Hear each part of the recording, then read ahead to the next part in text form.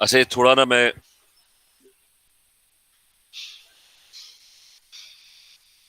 कल का रिकैप कर लेते हैं थोड़ा सा, ठीक है? उधर से थोड़ा सा स्टार्ट कर लेते हैं, पहले तो उससे उससे पहले का we were discussing weak acids, ठीक है? तो उसके अंदर आई टोल्ड यू कि when you talk about weak acids तो बेसिकली सारा का सारा इस A-1 पे डिपेंड करता है कि नेगेटिव चार्ज अगर ज्यादा होगा तो H+1 वापस अट्रैक्ट हो जाएगा, it's not going to dissociate, ठीक है? तो ये पूरा कॉन्सेप्ट है इसका कि everything depends on the negative charge on this thing is going on, ठीक है? तो सब कुछ उसके ऊपर डिपेंड कर रहा होता है, और के की वैल्यू ज्यादा होगी वो ज्यादा डिसोसिएट करेगा। तो वी टॉक्ड अबाउट 3 एसिड्स, जिनमें से कल हमने तीसरा डिस्कस करना शुरू किया था। I talked about alcohols, I talked about carboxylic acids. I told you कि alcohols are terrible acids. Uh, they show very little or no acid properties, and ionization is really bad. ठीक है? They don't ionize. मतलब जो alcohol का OH होता है ना, वो हार्डली H+1 प्रोड्यूस करता है, ठीक है? Doesn't really produce a lot of H+1 ions. तो ये सारा हमने डिस्कस किया था कि आयनाइज क्यों नहीं करता अल्कोहल, ठीक है? उसकी रीजन ये थी कि when you have an alcohol, ठीक है, और उसका रिएक्शन ये था कि अल्कोहल सिर्फ और सिर्फ ना सोडियम मेटल के साथ रिएक्ट करता है, ना वो बेसिस के साथ रिएक्ट करता है, ना वो कार्बोनेट्स को H+1 देता है। तो किसी को वो H+1 नहीं दे रहा होता। Only it reacts with very reactive group 1 metals, उसके अलावा वो किसी के साथ रिएक्ट नहीं करता। अच्छा, उसकी रीजन ये थी कि रीजन किधर है कि why are alcohols weak acids? I told you कि एवरीथिंग डिपेंड्स कि जब OH आयनाइज करता है, it depends on the negative charge. The negative charge over here is really strong. और उसकी रीजन ये है कि there's a carbon chain and carbon chains have an electron donating effect, जिसकी वजह से नेगेटिव चार्ज ज्यादा हो जाता है, तो वो इस पर्सन को वापस अट्रैक्ट करता है, ठीक है? तो ये सारी कहानी थी, ये सारी एक्सप्लेनेशन थी।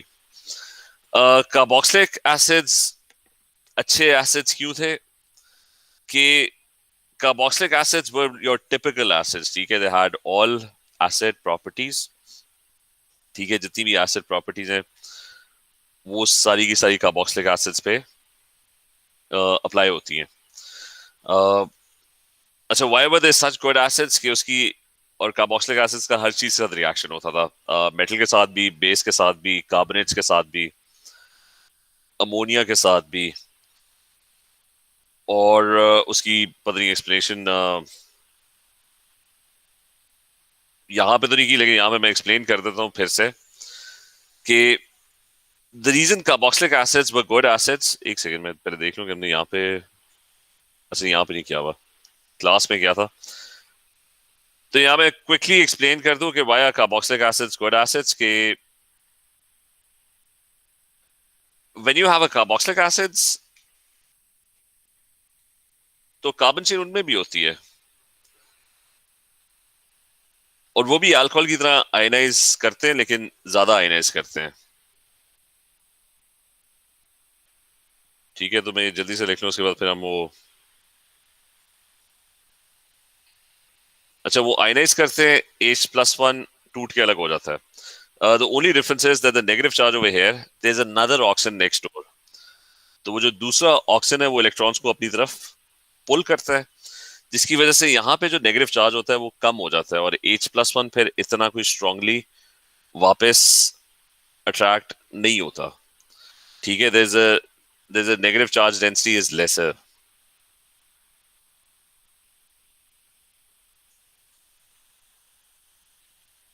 तो ये हमने कल किया था।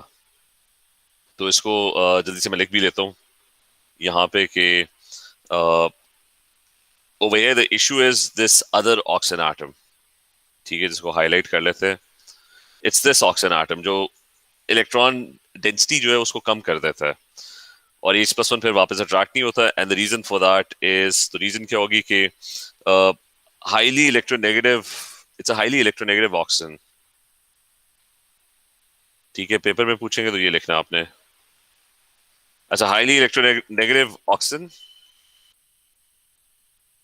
in C double bond O has electron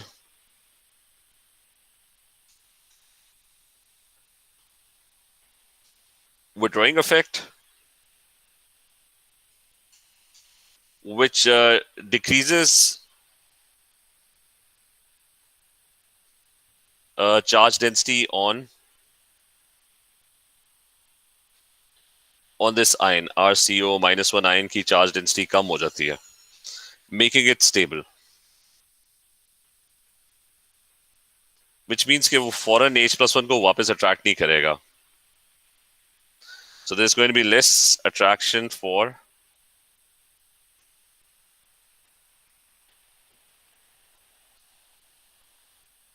H+1 ions. Hence it's a stronger acid, ज़्यादा dissociate करेगा. दूसरों को H+1 ज़्यादा आराम से देगा.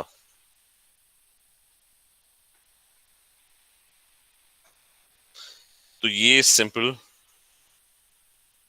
एक्सप्लेनेशन है कि carboxylic acids are such good acids. ठीक है, ये क्लियर है सारों को? ये हमने कल भी किया था.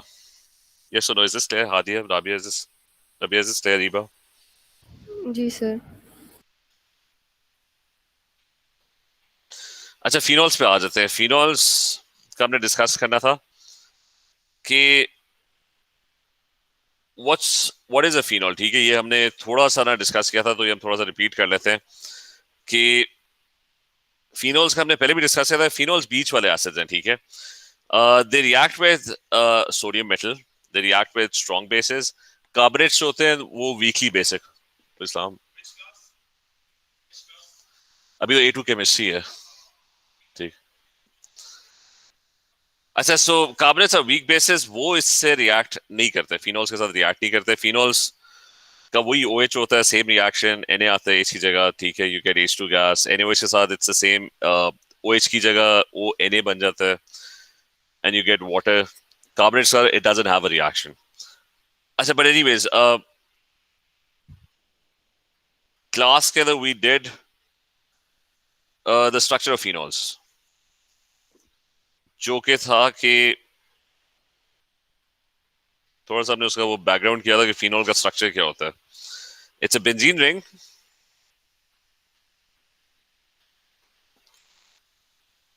With an OH group.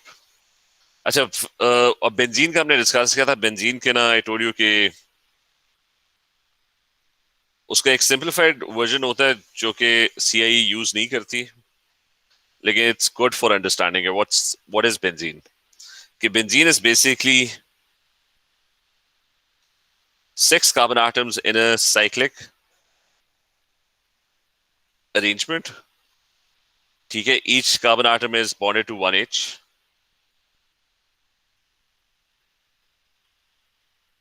और यहां पे ऑल्टरनेटिंग डबल बॉन्ड्स होते हैं. ठीक है, तो ये हमने डिस्कस किया था कि whenever carbon is bonded to 3 atoms, हमने हाइब्रिडाइजेशन थोड़ी सी पढ़ी थी कि whenever carbon is bonded to 3 atoms, मतलब इस साइड पे अगर देखो ना, इसको हाईलाइट कर ले तो एक एटम इस साइड पे, एक एटम इस साइड पे और एक एटम इस साइड पे. तो focus on this middle carbon atom. All of them are identical. ठीक है, हर कार्बन एटम जो है that's making a double bond and a single bond and an H. ठीक है, किसी भी कार्बन को उठाओ, it's the same thing, double bond, single bond and a single bond over here. Whenever carbon is bonded to 3 atoms, that is sp2.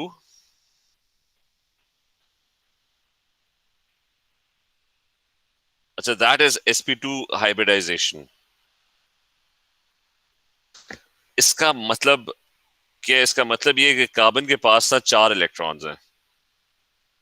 ठीक है, उसके पास 4 electrons हैं आउटर मोस्ट शेल में. ग्रुप 4 में होता है, इट हैज 4 इलेक्ट्रॉन्स. उसकी electronic configuration is 2s1, 2px1, 2py1 and 2pz1. So anyways, there are 4 electrons different subshells के अंदर है around carbon in the outermost shell. O levels में भी पढ़ा था कि 4 electrons होते हैं outermost shell में.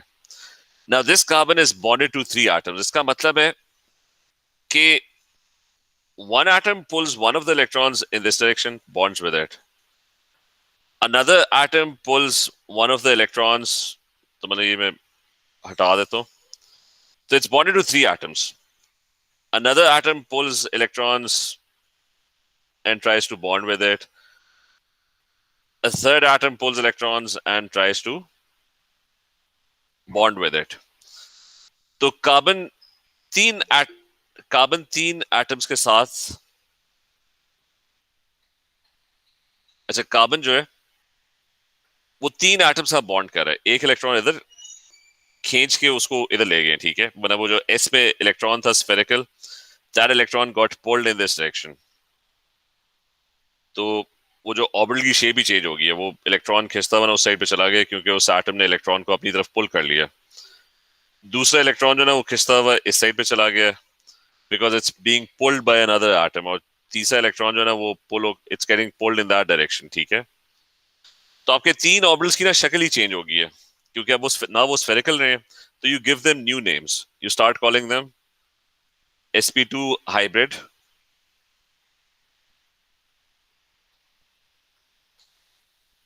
अच्छा you start calling them sp2 hybrid orbitals, क्योंकि you can't call them s क्योंकि s तो स्फेरिकल होता था, बट अब उसकी शेप ही चेंज हो गई है। तो अच्छा, so the thing is these are the same three orbitals, तीन इलेक्ट्रॉन्स जो पहले थे, बस एक इधर चला गया, एक उधर चला गया, एक इस साइड पे चला गया। और क्योंकि सिर्फ तीन एटम्स है, चौथे इलेक्ट्रॉन को ना किसी ने भी अट्रैक्ट नहीं किया। जो चौथा इलेक्ट्रॉन है ना वो वैसे का वैसे ही बैठा हुआ है। तो there is a p orbital जो उसमें एक इलेक्ट्रॉन ऊपर नीचे घूम रहा है, ठीक है, इट्स बजिंग अराउंड, एंड अभी तक उसको ना किसी एटम ने, चौथा एटम ही नहीं है, ठीक है, तो किसी ने उसे अट्रैक्ट ही नहीं किया। कार्बन की ये शक्ल होगी। इसको अगर सिंप्लीफाइड वर्जन ड्रॉ करूं तो इट्स गोइंग टू बी कि this going to be carbon,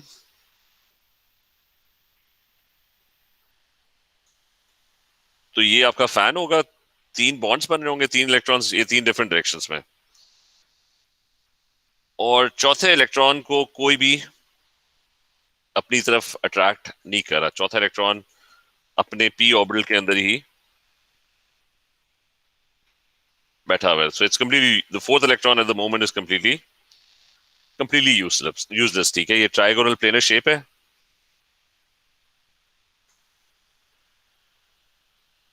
और एंगल्स जो है ना 120 डिग्रीज है, ठीक है।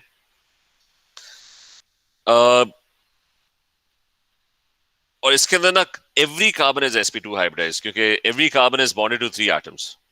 तो इसका मतलब है सारों की शक्ल यही होगी कि तीन इलेक्ट्रॉन जो है ना कार्बन के वो बॉन्ड कर रहे हैं, चौथा इलेक्ट्रॉन कुछ भी नहीं कर रहा। So if I start drawing these sp2 hybridized carbon atom, it's going to look something like this. Okay, the first one is there's a carbon atom,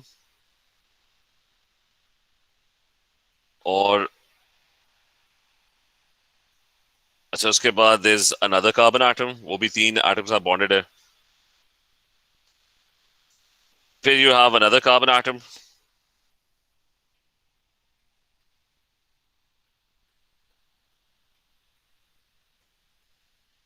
तो ये सारे के सारे जो कार्बन एटम्स है, they are all, जरा सही कर लें, अच्छा so all of them,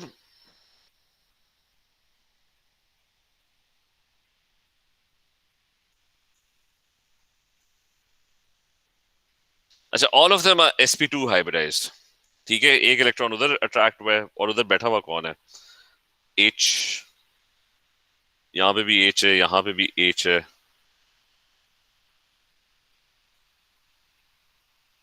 और यहाँ पे भी H है, ठीक है। So every carbon atom in benzene it's bonded to three atoms, so that means चौथा इलेक्ट्रॉन अभी फालतू का पड़ा हुआ है, ठीक है, it's not doing anything. So the fourth electron in each case is available, वो अपने पी ऑर्बिटल में ऊपर नीचे घूम रहा है, ठीक है। So nothing is happening to the fourth electron yet.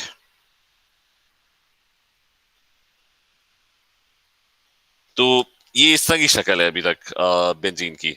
Is this clear? ये सुनो, ये क्लियर है? Yes sir. अच्छा, और उसके बाद Rabia, is this clear? Hadiya, Reeba? जी सर। जी सर। अच्छा, so remember sp2 hybridization, three bonds, the fourth electron जो कार्बन के 4 इलेक्ट्रॉन्स में से चौथा है, दैट्स नॉट डूइंग एनीथिंग। तो जब ऑर्बिटल्स पैरेलल में आ जाते हैं तो क्या होता है, पाई बॉन्डिंग होती है। तो हमने कल ये डिस्कस किया था कि they would start making pi bonds, ये दोनों एक दूसरे के साथ ओवरलैप करेंगे, इलेक्ट्रॉन डेंसिटी ओवरलैप करना शुरू कर देगी, these would start overlapping with each other.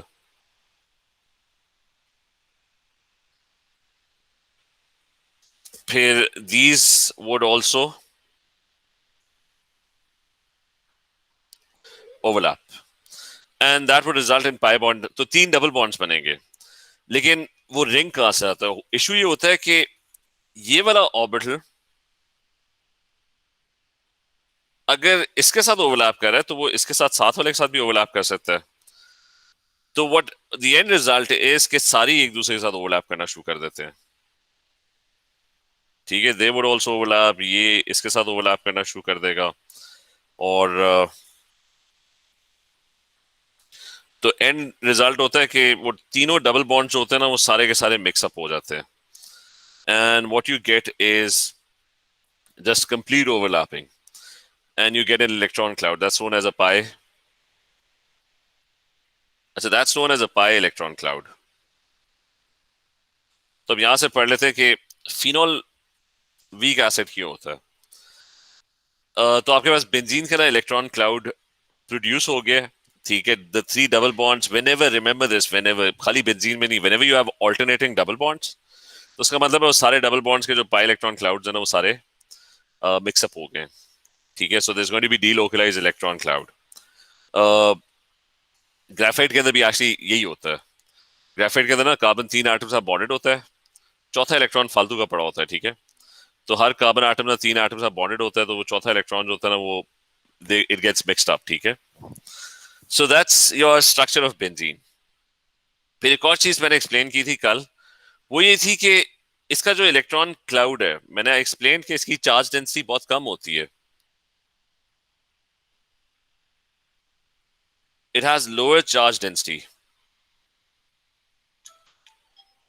अच्छा, उसके पीछे रीजन क्या थी? रीजन ये थी कि ये जो पी ऑर्बिटल है ना सिर्फ इसके इलेक्ट्रॉन्स इस साइड पे डिस्ट्रीब्यूट हो रहे हैं, ठीक है, if I can show you कि वो इस साइड पे डिस्ट्रीब्यूट हो रहे हैं, but it's also overlapping on the other side as well. तो इसका मतलब है इलेक्ट्रॉन्स जो होंगे ना, वो बहुत डिस्ट्रीब्यूटेड होंगे। It's a big structure and the electrons are distributed over a much bigger structure. ठीक है, या तो वो खाली इसके साथ पाई बॉन्ड बना रहा होता, मसला ये है कि वो आधा काम इसके साथ कर रहा है, आधे उस इलेक्ट्रॉन क्लाउड जो है ना उसका उसके साथ भी जाके मिक्सअप हुआ हुआ है। So the electrons are kind of very distributed. जैसा पिछला वाला केस जो था ना, क्यूक्यूलर स्ट्रक्चर गलत इसलिए था कि the electron density is not concentrated at this point, वो डिस्ट्रीब्यूट होगी है। ठीक है, सारे के ऊपर। तो आपके पास है you have a lower charge density, तो the electrons are very very distributed. ये भी बात क्लियर है सारों को? सवाल क्लियर है? जी Yes, सर। अच्छा, एक सेकेंड रुकता हूं। अच्छा, अब आ जाते हैं कि फिनोल। अच्छा, फिनोल के अंदर क्या, फिनोल में एक जगह OH होता है। ठीक है, जितनी भी चीजें हम पढ़े ना OH के बारे में पढ़े, हम पढ़े थे मतलब अल्कोहल में भी OH था जो डिसोसिएट हो रहा था, कार्बोक्सिलिक एसिड में भी इट्स OH जो डिसोसिएट हो रहा था। तो फिनोल के अंदर भी ना OH होता है, मतलब ये जो 6H होते हैं ना, इनके साथ अगर आप ग्रुप चेंज कर दो ना, इस H की जगह ना, if I put an OH there, तो it's going to be O और H। ठीक है, ये फिनोल है। O के ऊपर लोन पेयर्स है। अच्छा, अब इसका डिस्कस कर लेते हैं कि इसके साथ क्या मसला है कि ये वीक, मतलब ये रिलेटिवली स्ट्रॉन्ग एसिड, इसका OH थोड़ा बहुत ना डिसोसिएट करता है। तो ये हम डिस्कस कर लेते हैं कि लेट्स अज्यूम कि वो जो H है ये वैसी पोलर है, पॉजिटिव है, और O नेगेटिव है। ठीक है, वाटर का मॉलिक्यूल आएगा, वाटर का मॉलिक्यूल पोलर होगा, तो अ, वो H को ना अट्रैक्ट कर लेगा। ठीक है, वाटर की वजह से आयनाइजेशन हो रही है, वरना तो H को कोई शौक नहीं है, मतलब आपको, मतलब H+1 वो लूज करेगा तो कोई आगे H+1 गेन करेगा। अच्छा, anyway, so this H+1 breaks off and this O negative ion is produced. और H भी अपने इलेक्ट्रॉन्स ना इसको दे गया, तो यहाँ पे इलेक्ट्रॉन्स का एक ना वो कुछ ज्यादा ही इलेक्ट्रॉन्स इकट्ठे हो गए हैं, ठीक है. So there are lots lots of electrons over here. तो नेगेटिव चार्ज बड़ा स्ट्रांग है अभी फिलहाल. नेगेटिव चार्ज इतना स्ट्रांग है कि वो H+1 को ना वापस उसको अट्रैक्ट करना चाहिए. बट व्हाट हैपेंस इज कि मैंने आई टोल्ड यू कि इलेक्ट्रॉन डेंसिटी यहाँ पे ना थोड़ी कम है, डिस्ट्रीब्यूटेड है इलेक्ट्रॉन्स. तो व्हाट हैपेंस इज कि इसके इलेक्ट्रॉन्स जो है ना वो भी जाके पाई इलेक्ट्रॉन क्लाउड के साथ ना मिक्सअप हो जाते हैं. You have got a delocalised electron cloud. Oxygen का छोटा सा एटम है, उसके ऊपर इतने ढेर सारे इलेक्ट्रॉन्स जमा हुए हुए हैं. तो यहाँ पे there is very high negative charge. जी आज एक से कौन सी क्लास है? केमिस्ट्री. वो अभी तो है टाइम 9:20 पे है ना. नहीं बैठ जाओ, अगर मैं A2 की क्लास ले रहा हूँ. ठीक है. अच्छा, तो यहाँ पे जो इलेक्ट्रॉन्स इकट्ठे हुए हैं ना वो सारे इलेक्ट्रॉन्स इसके साथ ओवरलैप करके दे वुड गेट डिस्ट्रीब्यूटेड. तो वो इलेक्ट्रॉन्स जो है ना eventually they would mix up over here. ठीक है, इज दिस क्लियर? जी सर. ठीक है, सारों को क्लियर है. जी सर. तो ये एक्सप्लेनेशन, लेकिन इतना ज्यादा कोई इफेक्ट नहीं होता. मतलब वो उसके अंदर ना कार्बोक्सिलिक एसिड में तो बहुत स्ट्रांग था ना. कार्बोक्सिलिक एसिड में you had a C double bond O. तो वो ऑक्सीजन वाज हाईली इलेक्ट्रोनेगेटिव, तो वो इलेक्ट्रॉन्स को बहुत ज्यादा विड्रॉ करती थी. यहाँ पे नेगेटिव चार्ज बहुत कम हो जाता था. तो H+1 फिर इतना क्या कहते हैं स्ट्रांगली अट्रैक्ट नहीं होता था, डिसोसिएट ज्यादा करता था. तो ये बीच में, इट्स इन द मिडल. ठीक है, तो इसकी भी एक्सप्लेनेशन हम लिख लेते हैं कि वो पूछ सकते हैं कि फिनॉल मतलब बेसिस के साथ भी रिएक्ट करें, या अगर वो अल्कोहल के साथ कंपैरिजन करेंगे तो आप उसकी रीजन ये लिखोगे कि lone pairs on C6 on oxygen. ठीक है, lone pairs on oxygen in C6H5O-1 ion,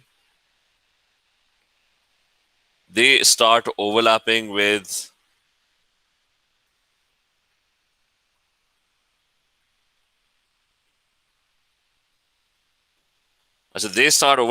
benzene's pi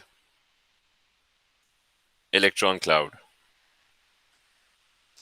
And when that happens, they start overlapping with benzene's pi electron cloud, which decreases charge density on the ion. तो यहाँ पे negative charge कम हो जाएगा, तो आपका जो H+1 होगा ना, it's going to have lesser attraction.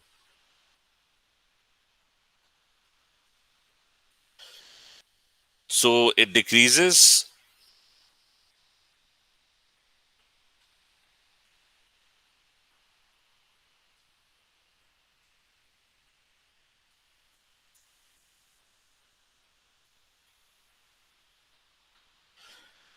and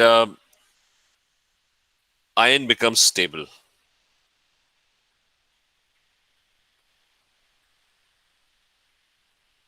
So relatively less attraction for H+1 ions.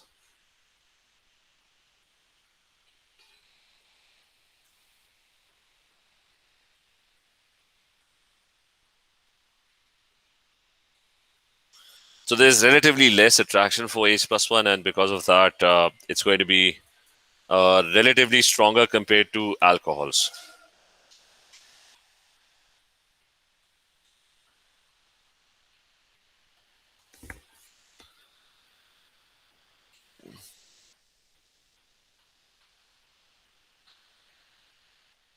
Okay, so it's going to be relatively stronger compared to alcohols, but still weaker compared to carboxylic acids.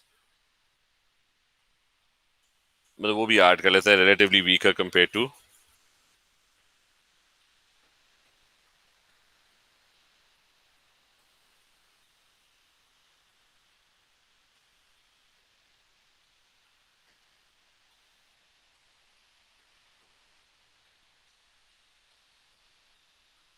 as they have a stronger electron withdrawing group.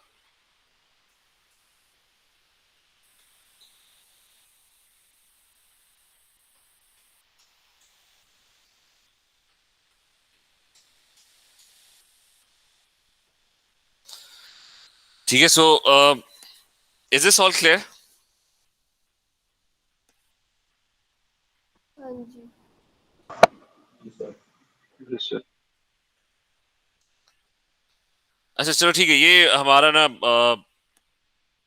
जो topic है ना, अब खैर मैं इसमें और मजीद organic में नहीं जाना चाह रहा, ज्यादा क्वेश्चन में इन तीन के ऊपर आ रहा है। ठीक है, इसको मैं समराइज कर देता हूँ कि if you have an electron, summary ये, क्योंकि बेसिस भी हैं, बेसिस को हम ना बाद में ऑर्गेनिक में ही पढ़ेंगे। ठीक है, समरी ये कि इलेक्ट्रॉन डोनेटिंग ग्रुप होगा तो एसिड वीक होगा। मतलब ये जो आपने लॉजिक यूज किया ना यहाँ पे, वो आप अब वो आपको ना एक तो क्वेश्चन इन तीनों के ऊपर आ सकता है, लेकिन क्वेश्चन किसी चौथी चीज पे भी आ सकता है। तो उसके पीछे लॉजिक ये है कि अगर कोई इलेक्ट्रॉन डोनेटिंग ग्रुप है, जैसा अल्काइल चेन है, तो क्या होगा, it's going to be a weaker acid. वो नेगेटिव चार्ज जो होगा ना वो ज्यादा हो जाएगा, तो वो H+ को वापस वापस बुला लेगा। इलेक्ट्रॉन विड्रॉइंग ग्रुप होगा,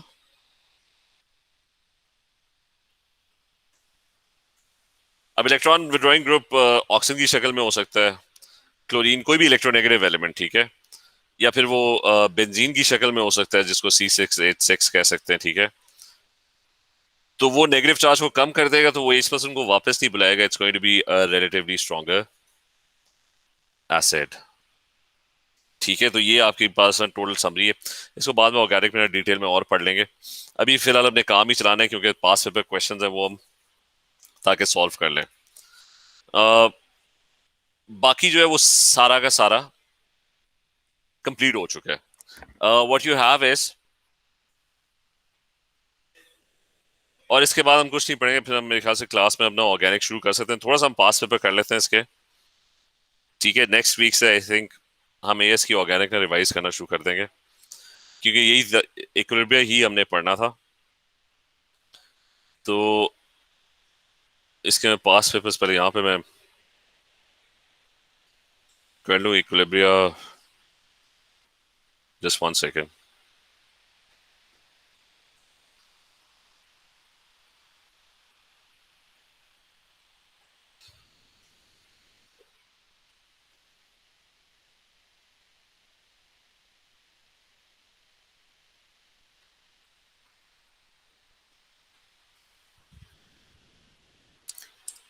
अच्छा, इस वीक हम ये पास पेपर्स ही कर रहे हो, ठीक है।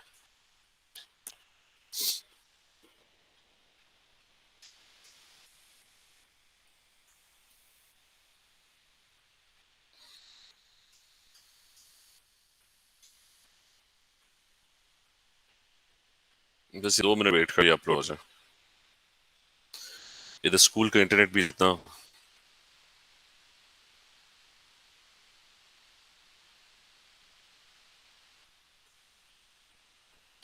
सही नहीं है,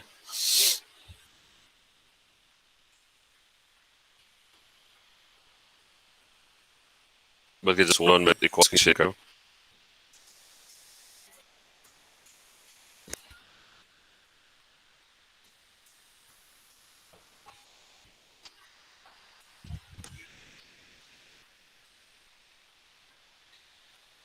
अच्छा, हो गया।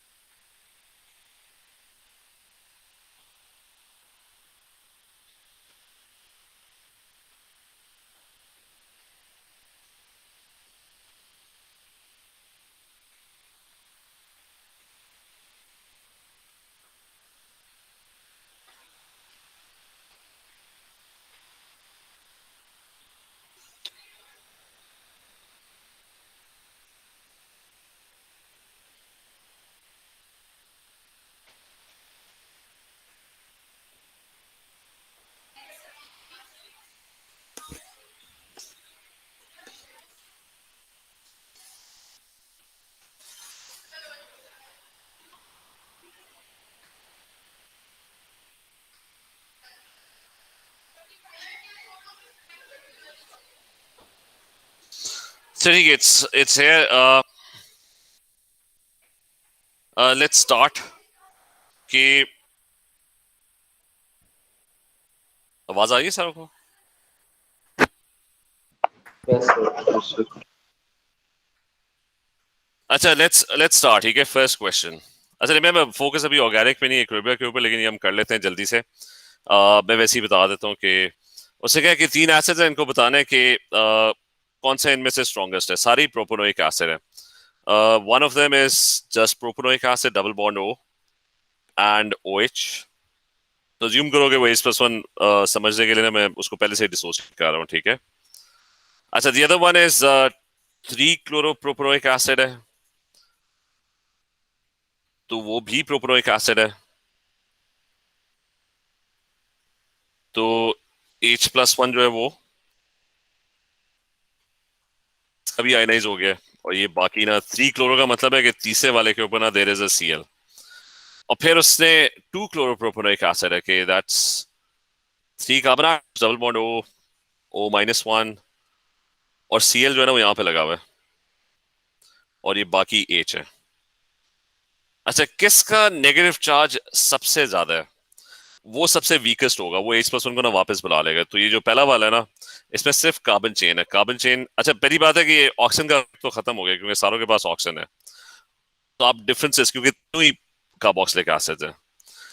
अच्छा, पहली वाली में बल्कि ऑक्सीजन का भी इफेक्ट, अगर मतलब ऑक्सीजन को मैं इग्नोर कर रहा हूँ अभी, ये जो दूसरा ऑक्सीजन नहीं है क्योंकि सारों के अंदर है, तो वो इफेक्ट तो तीनों के अंदर होगा. ठीक है. So that is not the differentiating factor. Differentiating factor है कि इसके पास कार्बन चेन है. कार्बन चेन क्या करेगा? इलेक्ट्रॉन्स पुश करेगा. नेगेटिव चार्ज क्या होगा? It's going to be larger, right? You'll have a much larger negative charge in this case. तो ये H+1 को वापस बुला लेगा. It's not going to dissociate. अच्छा, यहाँ पे क्या है कि Cl लगा हुआ है. What will Cl do? Cl electrons को विड्रॉ करेगा, मतलब वो जो Cl is an electronegative element, तो जिसकी वजह से क्या होगा? नेगेटिव चार्ज कम हो जाएगा. It's going to become smaller. और यहाँ पे भी Cl लगा हुआ है, तो इसका मतलब है वो इलेक्ट्रॉन्स को ना अपनी तरफ थोड़ा बहुत अफेक्ट होगा, विड्रॉ करेगा. तो नेगेटिव चार्ज क्या होगा? स्मॉलर होगा. राइट. तो ये दोनों जो है ना, ये H+1 को इतना अट्रैक्ट नहीं करेंगे, उसको जाने देंगे. तो they would be stronger acids. ठीक है, because there is more electron withdrawing effect. ये वाला जो होगा ना, इसका नेगेटिव चार्ज ज्यादा होगा क्योंकि कार्बन चेन लगी हुई है, कोई Cl नहीं है. तो कार्बन चेन तो उल्टा इलेक्ट्रॉन्स पुश करती है. ठीक है. तो वो नेगेटिव चार्ज ज्यादा हो जाएगा, H+1 अट्रैक्ट होगा. तो ये डिसोसिएट नहीं करेगा. So it's going to be a weaker acid. यहां तक क्लियर है सारों को? जी सर. जी, sir. अच्छा, तो तीनों कार्बोक्सिलिक एसिड्स हैं. ठीक है. लेकिन उन दो में Cl लगा हुआ है, तो इसलिए इलेक्ट्रॉन विड्रॉइंग इफेक्ट ज्यादा हो गया, तो नेगेटिव चार्ज कम हो गया. कोई मुझे ये बता दे कि इन दोनों में से कौन सा ज्यादा वीक होगा या स्ट्रांग होगा? किस में इलेक्ट्रॉन विड्रॉइंग इफेक्ट ज्यादा होगा? दोनों में Cl लगा हुआ है, दोनों बिल्कुल एक जैसे हैं. तो who's going to have more electron withdrawing effect? Sir, 3-chloropropanolic acid. नहीं, उसमें ये देखो कि ये जो Cl है ना, इस ऑक्सीजन से ज्यादा दूर है. तो दूर होने की वजह से ना उसका जो विड्रॉइंग इफेक्ट होगा ना, वो कम हो जाएगा क्योंकि Cl इतना दूर लगा हुआ है. मतलब अगर Cl 8 कार्बन दूर लगा हुआ है, तो उसका इफेक्ट इसके ऊपर तो बहुत कम होगा ना. इधर जो Cl लगा हुआ है वो उसके बिल्कुल साथ वाले कार्बन पे लगा हुआ है, तो यहाँ पे, तो this is further away.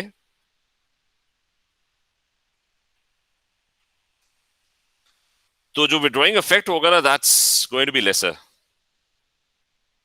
This is closer. तो इसका जो विड्रॉइंग इफेक्ट होगा ना, that would be slightly more. तो इसका जो नेगेटिव चार्ज होगा ना, that's going to be even more smaller. ठीक है. इट्स गोइंग टू बी मतलब मोर, मैंने इसके साथ रिलेटिव कंपैरिजन में लिख दिया कि इसका नेगेटिव चार्ज और ज्यादा विड्रॉ होगा क्योंकि Cl करीब लगा हुआ है. ये भी क्लियर है? जी सर. तो इसलिए this one would be the strongest क्योंकि इसका नेगेटिव चार्ज सबसे कम होगा, तो H+1 सबसे कम अट्रैक्ट होगा. And this one is going to be the weakest, इसका नेगेटिव चार्ज सबसे लार्ज होगा, तो H+1 जो है वो सबसे ज्यादा स्ट्रांगली अट्रैक्ट होगा, डिसोसिएट कम करेगा। तो ये तो एक उसी तरह का क्वेश्चन है, इसमें बस आपने इलेक्ट्रॉन विड्रॉइंग इफेक्ट देखना है और electron, everything depends on this negative charge, कि इस नेगेटिव चार्ज पे ये ज्यादा है या कम है। ठीक है, ज्यादा इलेक्ट्रॉन विड्रॉइंग इफेक्ट होगा तो नेगेटिव चार्ज कम होगा, तो स्ट्रॉन्गर एसिड होगा। डोनेटिंग इफेक्ट होगा तो it's going to be a weaker acid. अच्छा, एनीवेज पहले ट्रिकी क्वेश्चंस मैं साइड पे कर लूं, हम पहले सिंपल वाले क्वेश्चंस करते हैं कि नहीं, इधर केमिस्ट्री है 920, ठीक है। अच्छा, सिंपल वाले क्वेश्चंस कर देते हैं। क्वेश्चन नंबर 4 कर लेते हैं पहले। अच्छा, weak acid, I told you कि वीक एसिड क्या होता है, कि इट्स HX। कोई भी वीक एसिड होता है वो इसी तरह आयनाइज करता है। HX ionizes, produces X-1 and H+1. It's going to be in equilibrium. तो इसका एक equilibrium constant होता है which is known as Ka, dissociation constants products, यानी X-1 concentration into H+1 concentration divided by the what's the name? Chemistry? ठीक है, बस 10 minutes में स्टार्ट कर रहे हैं, ठीक है। अच्छा, so you've got X-1 H+1 divided by HX, the acid concentration, ठीक है। ये हमने पढ़ा था, हर वीक एसिड का डिसोसिएशन कांस्टेंट होता है। अच्छा, यहाँ पे उसने सिर्फ ये किया हुआ है कि phenolphthalein is an indicator. Phenolphthalein को उसने ना HIN के तौर पे ना ही is talking about it as in terms of HIN, मतलब सेम चीज है वो। आयन जो है ना, it's basically behaving as X, मतलब इट्स द सेम एसिड के X का मतलब होता है कि कोई नेगेटिव आयन प्रोड्यूस होता है साथ, और एक H+1 प्रोड्यूस होता है। So your dissociation constant expression would be exactly the same. It's going to be K is equal to H+1 into IN -1 divided by the acid concentration, which is HIN. So it's pretty much the same thing, ठीक है। K की value given है, तो K की value given है, वो given है 5 times 10⁻³ that's already provided to you. और क्या गिवन है, pH भी गिवन है। pH से क्या पता लगता है, pH क्या होता है, it's minus log of the concentration of H+1, तो वो 8.8 दिया हुआ है। तो pH से ना आप डायरेक्टली H+1 निकाल सकते हो। H+1 क्या होगा, it's going to be 10 to the power -8.8, ठीक है। रिमेंबर दिस के एंटी लॉग लोगे ना तो वो 10 पावर x हो जाता है, ठीक है। हमने बिल्कुल स्टार्ट में पढ़ा था कि इफ द pH इज 8.8 तो H+1 जो होगा ना वो 10 to the power, वो माइनस साइन को उठा के उधर लेके जाओगे तो 10 पावर -8.8 होगा। अच्छा, anyway, so we have H+1 as well. ये जो H+1 है ना, ये भी हमें पता है। So I'm going to rewrite this. This is 10 power -8.8 and IN -1 divided by HIN concentration is equal to 5 times 10 power -3. तो उसने कहा कि ये रेशो निकालो, IN -1 divided by HIN. This ratio is this thing, ठीक है। मतलब उसने सिंपली कहा कि IN -1 और HIN का जो रेशियो है ना वो निकालो। तो हमने बस K का एक्सप्रेशन डाला है, तो उसके अंदर IN -1 डिवाइड बाई HIN उस रेशियो में उसके एक्सप्रेशन में आता है। तो बस ये H+1 को उठा के दूसरी साइड पे ले जाओ, दैट्स इट, तो आपको रेशियो मिल जाएगा। क्लियर है ये क्वेश्चन? कोई मुझे आंसर बता दे, क्या है इसका आंसर?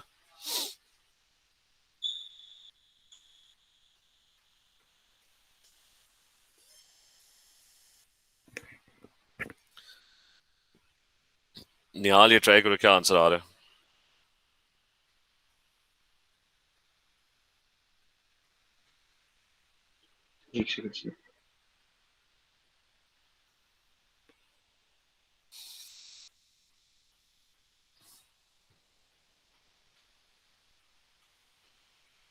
Anyone else? सामना, रीबा, जल्दी से इसका आंसर बता दोगे क्या है? And is this question clear? Yes, sir. ठीक है। रिमेंबर दिस के, अच्छा रिमेंबर दिस के इक्विलिब्रियम के अंदर ना आपने कुछ ज्यादा कुछ नहीं पढ़ा, आपने सिर्फ छोटी छोटी चीजें बहुत ज्यादा पड़ी हैं, लेकिन मेनली जो चीज पड़ी है वो है कि वीक एसिड जो है वो आयनाइज करता है, और वो आयनाइज करता है एंड इट प्रोड्यूसेस के, it dissociates, ionizes, produces x minus 1 h plus 1 divided by the acid concentration. ठीक है, ये मेन चीज है। सर ये काफी बड़ी वैल्यू आ किसी रही का आंसर आया अभी तक? है जी सर आगे। तो बस ठीक है। नहीं, वो गलत सर तो नहीं किया? नहीं नहीं सर ठीक लिखा है। अच्छा सॉरी, नहीं नहीं सॉरी, वो मैंने गलत लिखा है। It's not 5 times 10 power minus 3, it's actually 5 times 10 power minus 10 है। वो ऊपर मैंने मैंने कॉपी गलत किया हुआ है। ठीक है, जी so it's 5 times 10 power minus 10। अच्छा खैर, वैल्यू निकाल लेना, वो देख लो 0.315 जो है भी सर। वैल्यू आ रही है। ठीक है, कितना? Point point? Three one five अच्छा, बस एक चीज का ख्याल रखो कि आपकी ओरिजिनल वैल्यूज कितनी एक्यूरेट है, टू सिग्निफिकेंट फिगर्स, राइट? ये वाली वैल्यू भी कितनी एक्यूरेट है, टू सिग्निफिकेंट फिगर्स। तो इसका मतलब आपका आंसर ना टू सिग्निफिकेंट फिगर से ज्यादा एक्यूरेट नहीं होना चाहिए। तो इसको राउंड कर लो 0.32। ठीक है, make sure you follow this rule कि वो वैल्यूज देख लिया करो कि वो कितनी एक्यूरेट है। Your values can not be more accurate then that. सही है?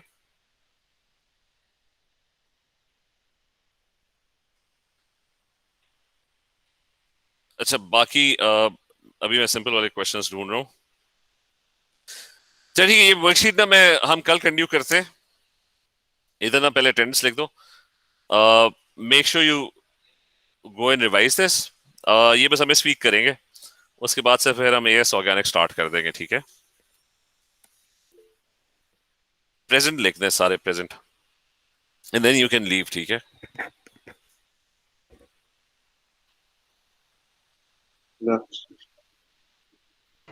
अल्लाह हाफिज़ सर। चलें, ओके, अल्लाह हाफिज। अल्लाह हाफिज।